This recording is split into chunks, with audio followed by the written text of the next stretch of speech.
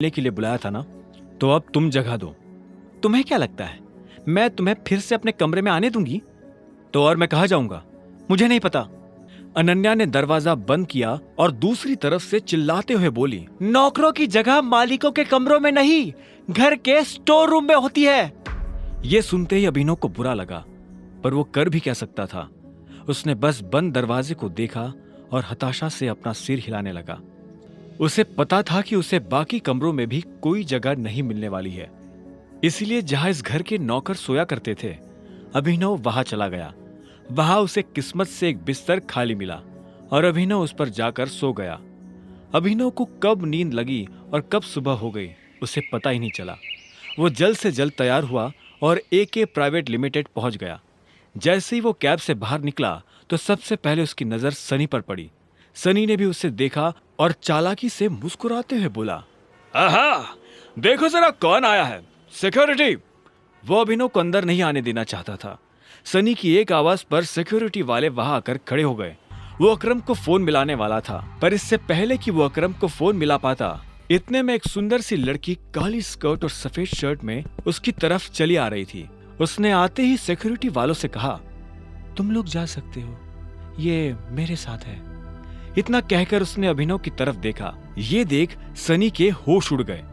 उस दिन पार्टी में और अब यहाँ भी अभिनव ने सनी को गलत साबित कर दिया था। इससे पहले कि वो कुछ कह पाता, अकरम की सेक्रेटरी जेनी ने उसे शांत रहने का इशारा कर दिया था।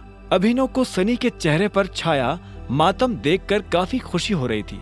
वो मुस्कुराया और जेनी के साथ निकल गया। आपको अकरम ने बताया कि मैं यहाँ क्यों आया हूँ? ये सुनते ही जेनी के कान खड़े हो गए।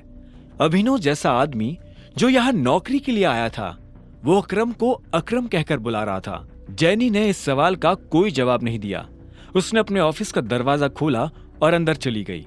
अभिनव भी उसके पीछे पीछे अंदर आया और बोला, तुमने मेरे सवाल का जवाब नहीं दिया। सॉरी, जेनी ने कहा। जेनी ने जिस तरह से सॉरी कहा, अभिनव को समझ आ गया था कि वो उसे पसंद नहीं करती थी। जेनी ने इतने में अपनी टेबल पर रखा एक पेपर उठाया और अभिनव की तरफ बढ़ा दिया। अभिनव ने पेपर लिया और उससे पढ़ने लगा।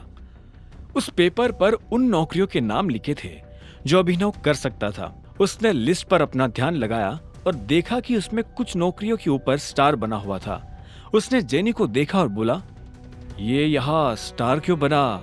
ये स्टार इसलिए बना है क्योंकि इन पोजीशंस पर हमारे पास ऑलरेडी कोई ना कोई काम कर रहा है और हम इन पर नई भर्ती नहीं ले रहे हैं। तुम चाय लेना पसंद करोगे या कॉफी? मैं मैनेजर बनना पसंद करूंगा। अभिनव ने भी उसके सवाल का जवाब ना देते हुए कहा। ऐसे में जेनी बोली, लेकिन मैनेजर की पोजीशन पर पहले से स्टार बना हुआ है। आप पता है मुझे। तो जिस पोजीशन पर पहले से कोई बैठा हुआ है उस पर तुम कैसे बैठ सकते हो? तुम क्या उस एम्प्लॉय को कंपनी से बाहर करवाना चाहते हो? मैंने तो ऐसा नहीं कहा। मैं बस इतना जानता हूं कि लिस्ट मुझे तुम्हें नहीं दी थी। हाँ, लेकिन तुम्हारा नाम? जेनी। जेनी ने गुस्से में कहा। अभिनव के सवालों से उसे चिढ़ हो रही थी। अभिनव को उसके नाम से कोई मतलब नहीं था। उसने आखिर में कहा, देखो जेनी, इसमें मेरी कोई गलती नहीं है। तुमने मुझे लिस्ट लाकर दी, मैंने उसमें से अपनी पसंद की पोस्ट चुन ली। अब आगे क्या करना है वो तुम देखो। ठीक है मिस्टर अभिनव, तो अब मुझे तुम्हारे बारे में कुछ जानकारियों की जरूरत पड़ने वाली है और तुम्हारा ऑफिस कल से शुरू हो जाएगा, जेनी ने कहा। अभिनव ने हाँ में सिर हिलाया और वहां से निकल गया। सनी को अभी भी समझ नहीं आ रहा था कि आखिर अभिनव वहां क्या लेने आया था। उधर अभिनव को लगा कि अब कल से नौकरी पर जाने के लिए उसे नए कपड़ों की जरूरत पड़ने वाली है। कपड़ों के साथ साथ उसे अपना फोन भी बदलने की जरूरत थी। अकरम का दिया हुआ चेक उसकी जेब में ही रखा हुआ था। अभिनव अपने चेक से पैसे निकालने के लिए बैंक चला आया। तभी उसकी नजर प्रणव से मिली। प्रणव उन लोगों में से था जो अभिनव की गरीबी का मजाक उड़ाया करता था। जैसे उसने अभिनव को बैंक के अंदर आते हुए देखा तो बोला, अरे वाह, देखो तो कौन आया है। प्रणव खुद एक बैंकर था। वो अरबपति तो नहीं था, लेकिन उसके पास अच्छी खासी दौलत थी। वो दिखने में भी स्मार्ट था। वो अभिनव को इसलिए जानता था क्योंकि अभिनव अक्सर इस बैंक में डिलीवरी के काम से आया करता था। हालांकि वो दिखने में अभिनव के आगे कुछ नहीं लगता था, लेकिन उसमें और अभिनव में एक ही फर्क था, गरीबी का। हेलो, मुझे थोड़े पैसे निकालने हैं, अभिनव ने कहा और प्रणव को चेक दिखाने लगा। प्रणव ने बिना चेक देखे कहा, चेक से? तुम्हें पता है ना, चेक से सिर्फ बड़ी रकम ही निकाली जा सकती है। मेरा अमाउंट बड़ा है, यहाँ काउंटर पर नहीं निकल पाएगा, इसलिए मैं मैनेजर से मिलना चाहता हूँ। ये सुनते ही प्रणव जोर जोर से हंसने लगा और बोला,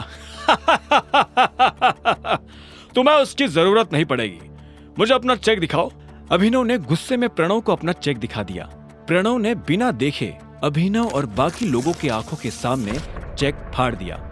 अभिनव प्रणव पर चिल्ला उठा, तुम्हारा दिमाग खराब है क्या?